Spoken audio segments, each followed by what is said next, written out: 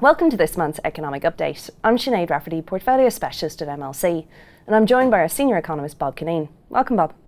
Thanks, Sinead. Bob, it was a strong end to 2019 in terms of global share markets.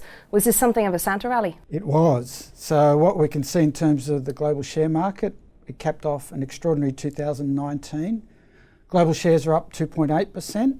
The real standout was the American share market was up 3% for December itself, but was up 30% for the year. Now, by contrast, Australian share market was a little bit disappointing, was down 2% for December, but was up 24% for the year. So 2019 ended on a great note, all things considered. One of the standouts for December was the Chinese share market, presumably driven by the trade agreement with the US. What actually are the details of that? Great question. We haven't seen the full details of the trade agreement between America and China. We've gotten some tentative detail, and what that basically involves is that America will cut the tariffs on about 120 billion of Chinese imports from 15% down to 7.5%. It will also delay raising tariffs on about 250 billion of imports.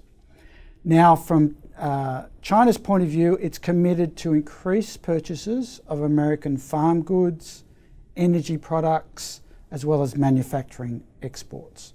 So from that point of view, we've got a trade truce, but it's only a phase one agreement and it hasn't been signed yet. So we need to see more detail and we have to see pen put to paper, in essence, before we have an end of the trade tensions. You mentioned as well that the Australian share market lagged global share markets in December. Why was that? Well, we've had basically a run of disappointing economic data in Australia. So if we looked for the year itself on the economic growth data, it's been very disappointing, 1.7% annual growth in the year to September. What we've also seen in particular is the Australian consumer is very reluctant to spend. So you can see that in particular in retail spending, very slow growth in retail spending, but also falling car sales.